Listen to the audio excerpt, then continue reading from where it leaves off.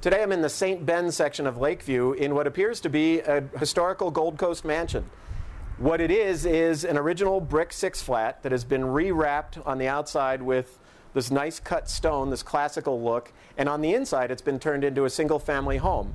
Before we go in, let's notice that we're facing south, so this broad expanse that faces this street, lined with windows, is there to bring in sunlight into the home.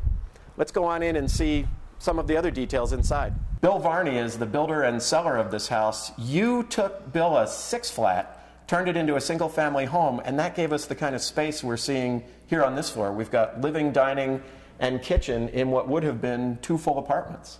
Exactly. That's why we did the conversion or adaptive reuse from six-flat to single-family, so we could maintain this amount of square footage on this size lot.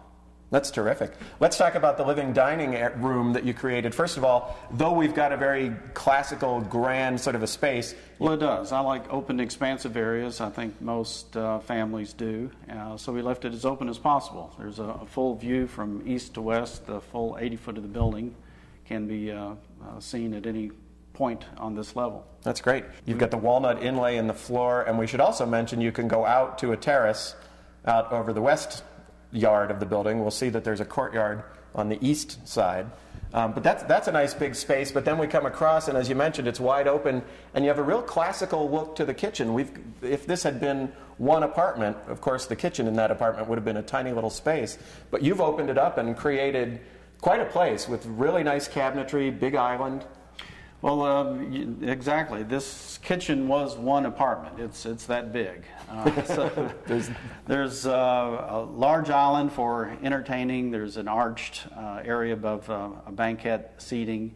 There's two televisions, plenty of cabinetry, and a lot of classic dental and crown and fluted pilasters to give it interest. Oh, great. We haven't even yet mentioned this staircase, and this is pretty remarkable. 60 feet high, skylight above, brings light all the way down, and it just curves all the way up so beautifully. It's really a very elegant and very tall staircase. Well, thank you. It's a very important feature of the home, I believe. It's built of steel. There's wrapped curved steel, which is very problematic to bend and twist the steel into the correct shape.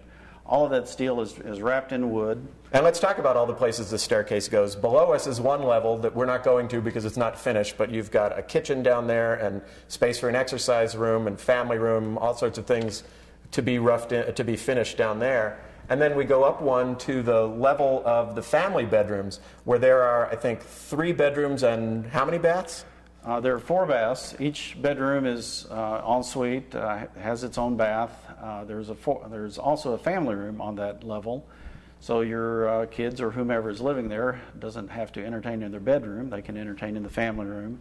And there's a 4th bath to serve that family room and for overflow for entertaining on the first level.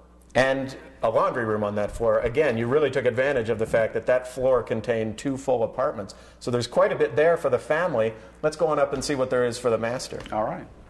Here on the master floor, Bill, you've got a ton of space, and you've done a great big master bath that we'll talk about after we talk about everything else you've got on this floor. Once again, 2 apartments occupied this. So on one end, you've got a 2-room suite.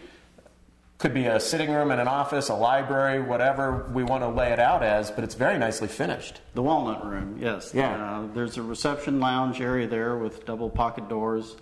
The room can have many different uses, as an exercise room or a bedroom, or I see it as an office library. That's terrific. Connected via a hallway to the master bedroom on the other end of the floor, which is really nicely finished with lots of millwork, walnut inlay on the floors, fireplace. Nice big room, and we mentioned the pilasters. There's just a terrific trim package in there that is picked up as we get here to the master bath, which is pretty nice.